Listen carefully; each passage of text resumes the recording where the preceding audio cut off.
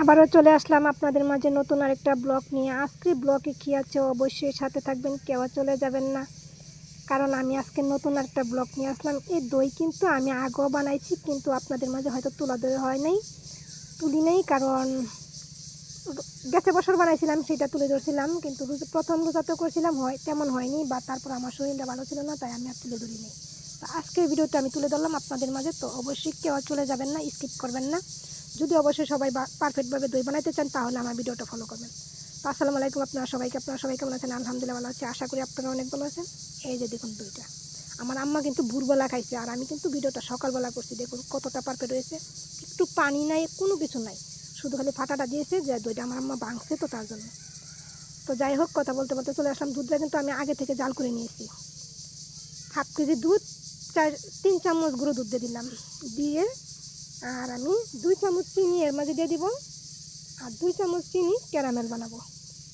ক্যারামেলটা বানাইছি শুধু কালারটা আসার জন্য, সাদা করেও কিন্তু বানানো যায়, আমি সাদা করেও বানাইছি, এটা শুধু ক্যারামেলটা করছি শুধু সাদা। তারপর দেখুন তলটা একটু হালকা নিচ দিয়ে লাল হয়ে আসছে, পরে আমি কিন্তু লাড়া দিচ্ছি, তার আগে লাড়া দিইনি। তারপর আমি এখানে দুধ ডালা দিব না, দিব কি পানি, কারণ অনেক সময় হয়তো দুধটা ফাইটে যেতে পারে, অনেক সমস্যা হতে পারে, তার জন্য আমি পানি দিয়ে দিলাম। তো এই পানিটা দিয়ে একটু নাড়াচাড়া করে তারপর দুধের মাঝে ঢেলা দিব, দিয়ে ভালো করে জ্বালিয়ে নিব। আবার একটু তেমন জ্বালাতে হবে না, কারণ গুঁড়ো দুধ দিয়েছি। তারপরে আবার 2 চামচ চিনি দিয়ে দিলাম, এই মোট 4 চামচ চিনি দিলাম। মিষ্টিটা তেমন দিই নাই, কারণ আমার আম্মা অতটা মিষ্টি খাইতে পছন্দ করে না। তারপরে নিয়ে নিলাম, আমার ফুফুও দই বানাবো, আমিও দই বানাম, তার জন্য ফুফুর কাছ থেকে একটু এই দই আনলাম। তার দইটা ভালো করে একদম ফেটিয়ে নেবেন, কারণ দইয়ের মাঝে দানা দানা থাকলে কিন্তু দইটা আবার তেমন সুন্দর হয় না। তারপরে এখানে কিন্তু আরেকটা জিনিস স্কিপ হয়ে গেছে, এখানে কিন্তু আমি দইয়ের গ্লাস দিয়ে 1 গ্লাস উঠাই ফেলছি, কারণ বাটিটা পুরো বইরা গেছে, তার জন্য। তারপরে এই যে দেখুন দইটা কেমন হয়েছে। তো আপনারা যারা যারা এইভাবে দইটা বানাইতে চান অবশ্যই আমার ভিডিওটা ফলো করবেন। এটা কিন্তু কোনো কিছু করতে হয় না, আমি শুধু স্টিলের ঢাকনা দিয়ে ডাইকা রেখা দিচ্ছি। অনেকে দিকে অনেক কিছু করে। তারপরে যে কাপের ভিতরে দেখুন, গ্লাসটার ভিতরে একদম পড়ে নাই বা একটু পানিও ছাড়ে নাই, কতটা পারফেক্ট হয়েছে বলুন তো।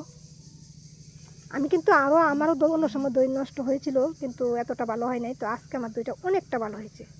তো সবাই ভালো থাকবেন, সুস্থ থাকবেন, আমার জন্য দোয়া করবেন, আপনাদের জন্য দোয়া রইল, ভালোবাসা রইল। আর আমি কিন্তু আজকে 22 রোজার থেকে আমার অসুস্থ একটু, কারণ বুক ব্যথা, তারপরে বমি করছি অনেকটাই। তারপর 2 দিন ধরে জন্য আজকে রোজা থাকি না, 2 দিন ধরে। আমার ভাইয়া যদি জানতে পারে তাহলে বকা দিব।